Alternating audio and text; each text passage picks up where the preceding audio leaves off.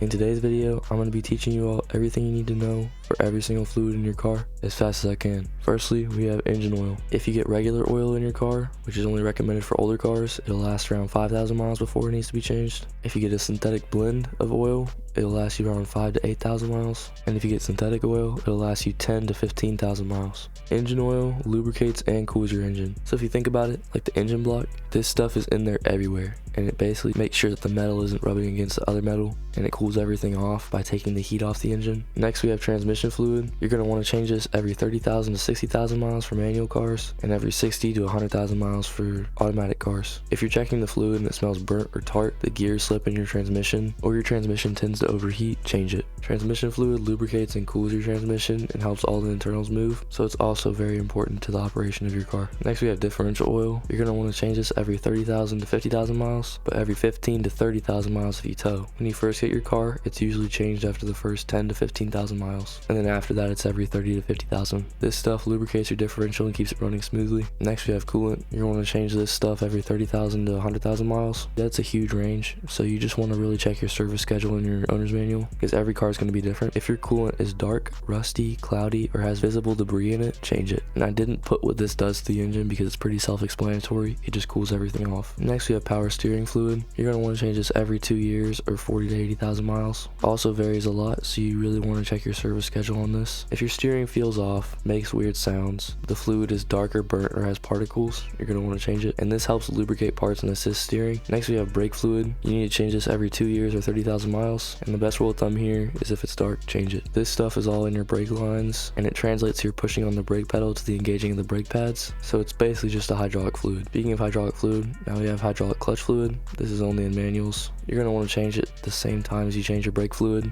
and it's also the same thing as brake fluid for like 99% of cars. You do need to check your owner's manual, however, because some of them have a special fluid that you need to put in instead of just regular brake fluid, and this stuff is just what brake fluid is for the clutch. Next, we have transfer case fluid, and this is only for vehicles with a 4x4 system. If you use your 4x4 system a lot, you're going to want to change this every 20k to 30k miles, and every 30k to 60k if you don't. This stuff lubricates and cools your transfer case, and if you don't know what a transfer case is, it's the mechanics that help engage your four-wheel drive system. Next, we're going to go over some fluids, which are not super important, but I put them on this list anyways. Firstly, we have windshield washer fluid. This stuff is not necessary. You just put it in your car whenever. You do go through about a gallon of it per year, but all this does is just clean your windshield, and it's not necessary. Next, we have AC refrigerant. Also not completely necessary, but it makes your AC work. So if your AC system has not been recharged and it doesn't work, it might just need a recharge. I would highly recommend not trying to charge your AC system by yourself. Anyways, that's all the fluids that are in your car, but the most important piece of advice I can give to you is to read your manual. All of these intervals are just basically averages, and every car is going to be different. So you need to read your manual and see what your manufacturer says for your car is an acceptable interval to change your fluids. Also, I will link in the description a very helpful video by Chris Fix, which shows you how to replace every single fluid in your car. But if you're a new car owner, I don't recommend changing them yourself. I just recommend going to a trusted mechanic. If you have any questions, leave them in the comments.